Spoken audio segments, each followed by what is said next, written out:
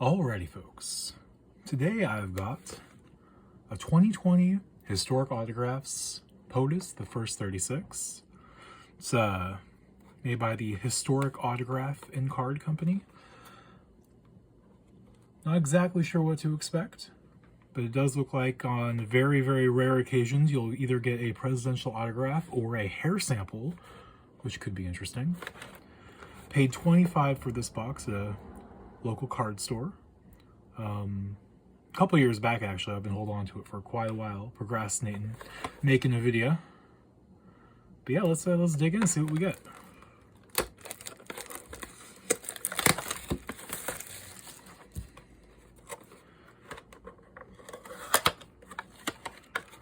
It's like this one's going to come with 5 10-card packs and 1 4-card red alloy pack. I'm not exactly sure what that means, but let's see. Looks like these are the 5 packs.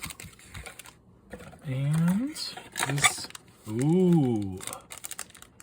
All right, this is the red alloy. All right, let's see here. Put some of these off to the side.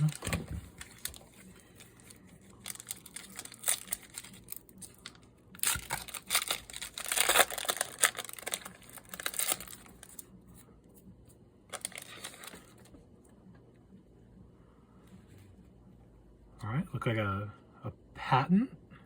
Okay, so it's not just all presidents. It's let's see here, a patent becoming the only president ever to receive a patent. It's a device for a buoying vessel over shoals. Huh. Inflatable bellows attached to each side of a ship that can be inflated to decrease the draft of the vessel, allowing it to operate in more shallow waters. And it looks like it didn't work too well, caused the boats to go lower running aground, which sounds like the opposite of what it's for. Okay. Let's see, removal of the White House stables. And looks like there used to be stables and they got rid of them. Purple Heart.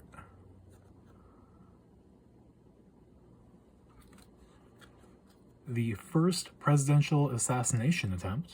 Oh my. Looks like that happened to Andrew Jackson. Okay. Oh, speaking of the gentleman himself, I got his card.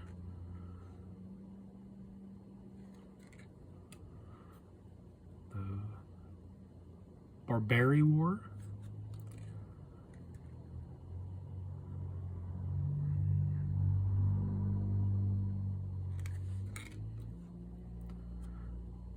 William Howard Taft.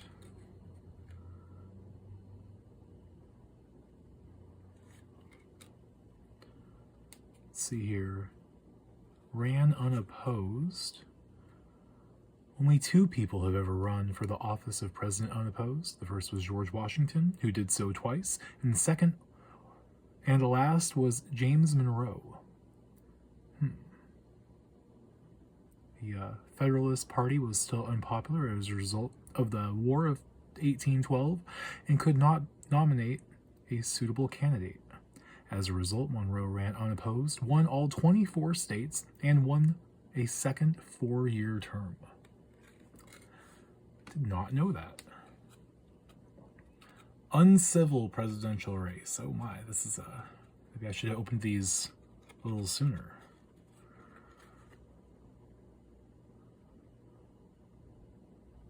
It's like a John Adams and Thomas Jefferson. Not the best of friends. And lastly, Chester A. Arthur. Alrighty. Let's put some of these off to the side. Doesn't look like I got any of the chase items here. Alright, let's go for another.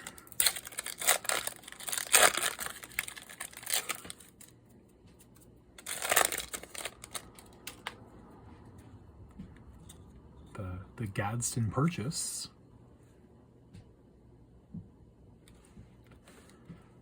Trust Buster. Although Theodore Roosevelt was dubbed the Trust Buster for this use of the Sherman Antitrust Act to break up monopolies, no one used it more often than William Howard Taft. Taft brought 70 cases in 4 years compared to Roosevelt's 40 in 7 years. Oh, the Cuban Missile Crisis.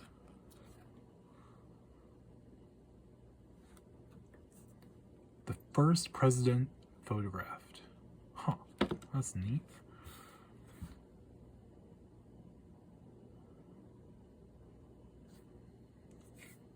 Oh, got Abe Lincoln here. Now, I'd have thought he's taller.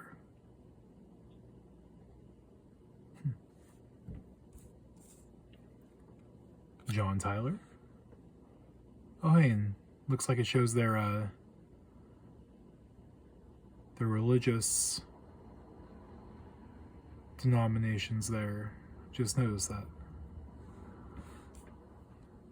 Theodore Roosevelt. Oh, the War of 1812. Heard about this one a little bit ago.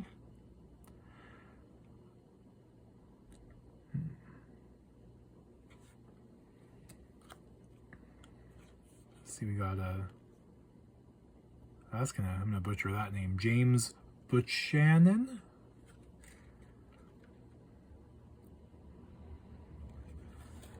And the interstate highway system. Okay, that's cool. Having seen the efficientness of the German, I'm not even going to try. That's sure is a long word with a lot of letters. Necessarily. During his time in Europe, Eisenhower sought a way to introduce a similar road system in the United States. Although proposed for at least 15 years, no progress had been made until Eisenhower got the Federal Aid Highway Act of 1956 passed. It authorized 41,000 miles of roadway and allocated $26 billion to pay for them, which doesn't sound like a lot compared to what we spend nowadays, but I hear that was a lot of money back then. Okay. Let's see.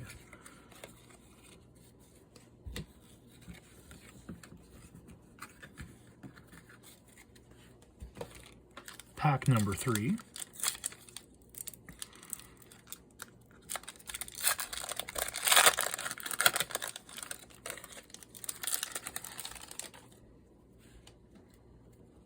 The Great Railroad Strike of 1877.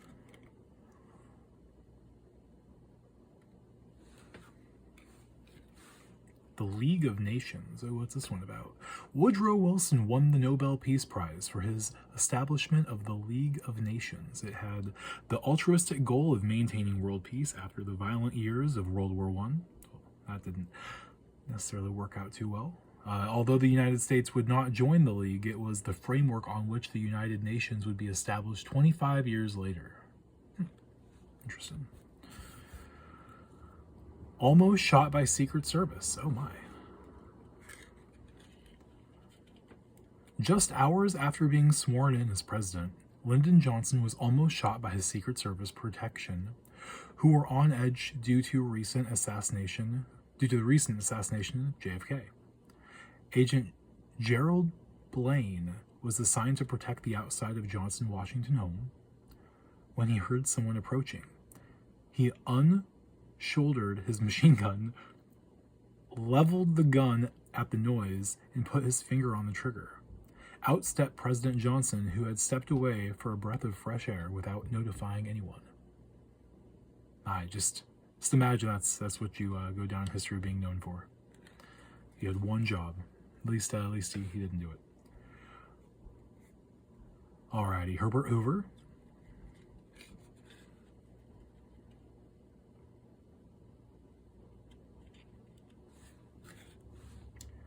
Rutherford B. Hayes. Hayes? Haven't seen a lot of Presbyterian. Andrew Jackson, I think. May have already gotten this one. Oh. Warren Harding.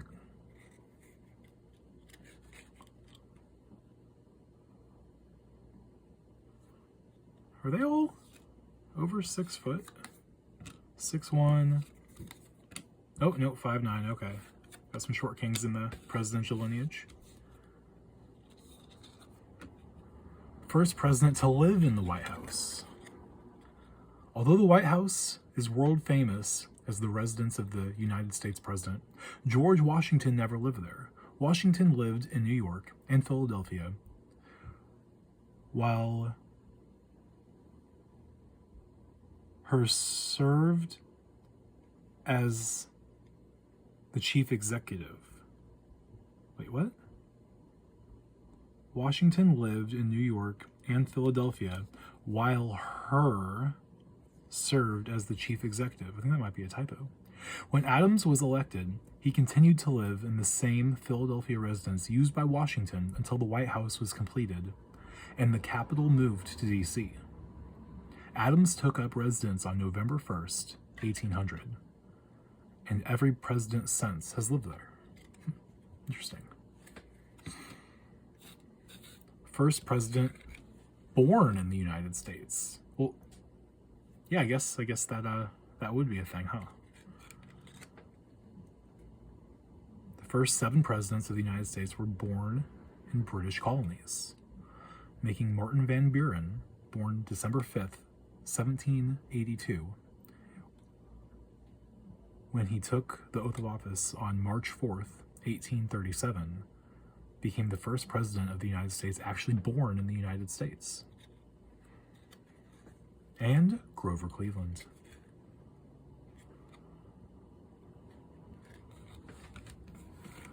Alrighty, let's see what we got in pack number 4. These are kind of neat. I mean, I think we all like foil cards. I would be cool to get a foil president, but I don't think that's in here. I think the chase cards are the autographs and the hair follicles. I guess if you want to do a clone a president, there could be some use there. These are going to skyrocket in price when we develop cloning. The Compromise of 1877.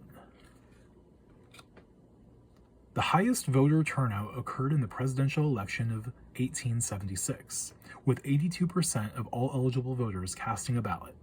Although back then I don't know who all constituted an eligible voter.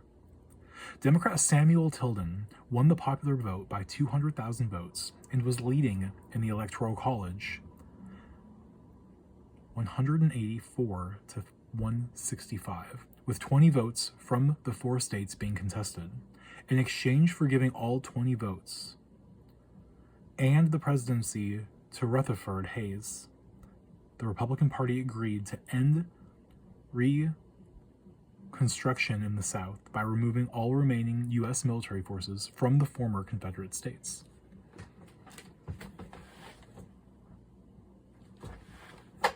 The first pitch. Oh, looks like baseball had been growing in popularity for dozens of years and had become a national obsession in the United States at the turn of the 20th century.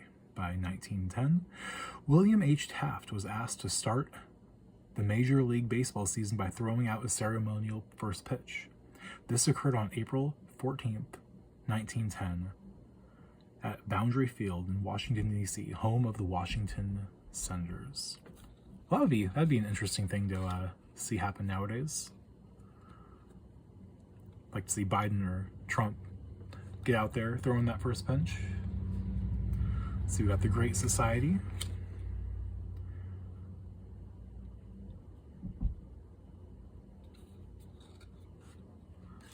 No national debt. All right, we're definitely gotta read this one here. The country had been in debt since its founding and the costs associated with the war for independence. One of Andrew Jackson's goals as president had been to eliminate the debt owed by the nation He achieved this goal on January 8th, 1835, when all U.S. outstanding debt had been paid off. The nation stayed debt-free for 2 years until the Panic of 1837, which caused a depression and the government started borrowing again, making those 2 years the only time our nation has ever been debt-free in its 244-year history. I feel you, America. I can relate to that. Wouldn't mind getting that 20 either. Trips. I guess I can put these out here. Ulysses S. Grant. Another short king there, a Methodist. John Quincy Adams. Oh my, he might win the prize there. Woodrow Wilson.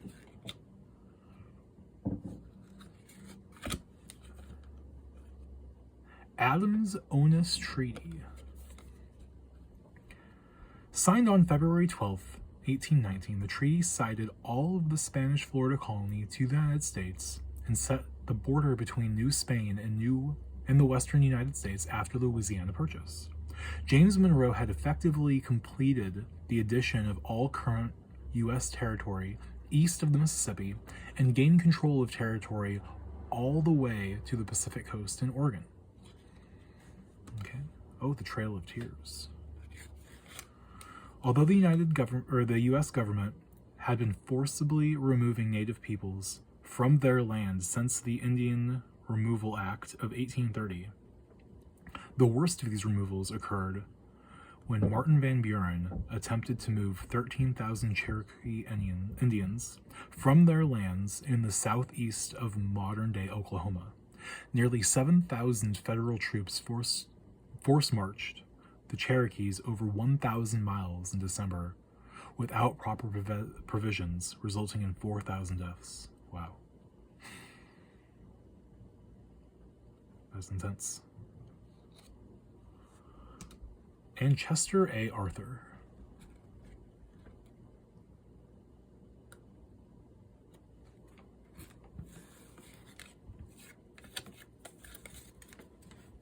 Alrighty, the last of the normal packs.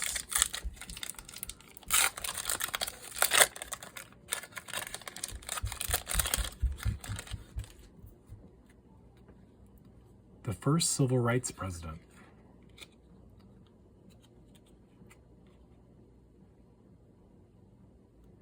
James Garfield believed that without education, blacks in America would have no opportunity for advancement.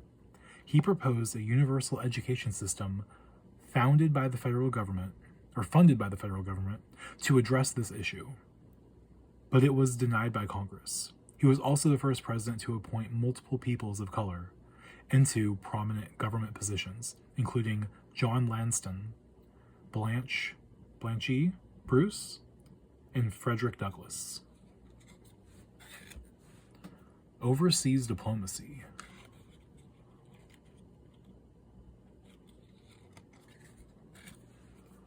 Military service. Let's see here. 29 of our 45 presidents have served in the United States military. I was under the impression it was all of them. Of these 29, 28 have served as officers.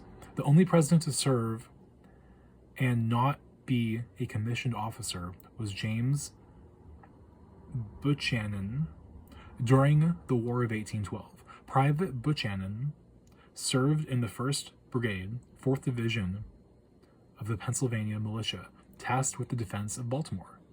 And if any of you know how to pronounce that properly, please let me know in the comments. Franklin D. Roosevelt. James Garfield.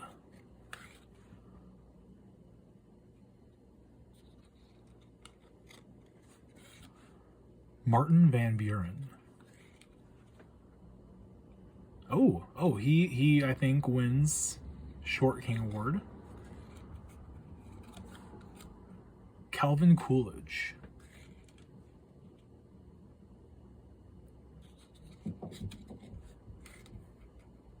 Got the Teapot Dome scandal. Okay, I gotta read about this here. Albert Bankin Fall, Secretary of the Interior under Warren Harding, had allowed several reserves of oil to be leased without competitive bidding. The resulting investigation identified that Fall had received a $100,000 loan in return for allowing the lease of the land. The result was Fall becoming the first cabinet member to be sentenced to a prison term and considerable damage to the reputation of the Harding presidency. Well, now I kind of want to know why it's called the Teapot Dome scandal, though. Maybe that's the name of the location. I'm not exactly sure here. The inaugural address of William Henry Harrison. Let's see here. On a cold March day where the temperature would not exceed 48 degrees, William Henry Harrison would deliver the longest inaugural address in presidential history, without wearing a coat, gloves, or a hat. After delivering his 8,445-word speech, he attended 3 inaugural balls, including one at a saloon that raised over $10,000. By March 26th, Harrison would become ill, and on April 4th, he would pass away, concluding the shortest presidential term in U.S. history. Okay, and Benjamin Harrison. Looks like we got tied here.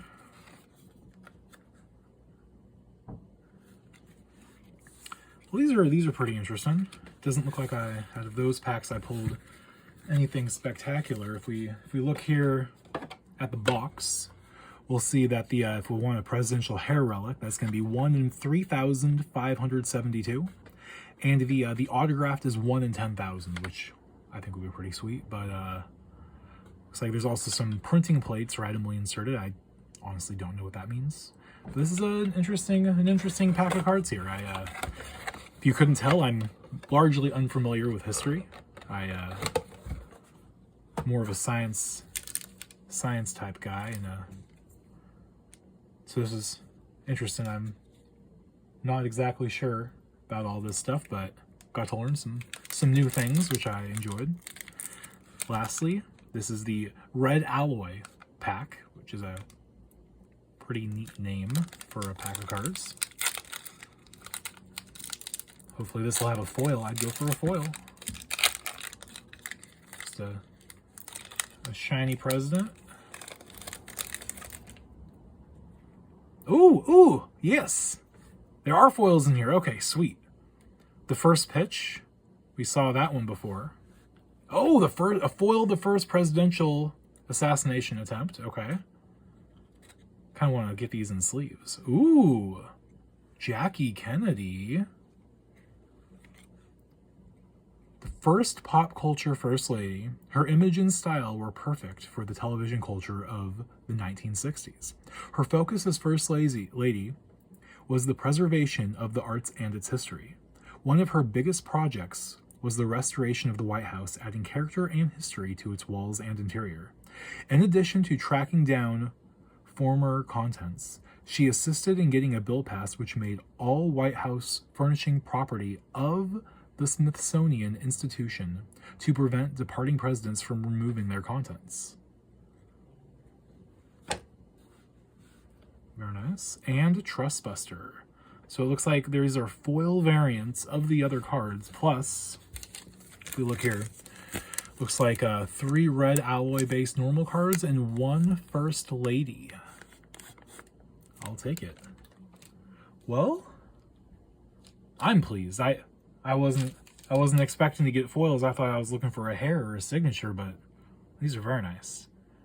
I hope you enjoyed, and if maybe you learned something, or maybe you just like seeing new sorts of cards, non-traditional stuff. I'm going to be trying to get some more of that out there. Hope you have a great day. Take care.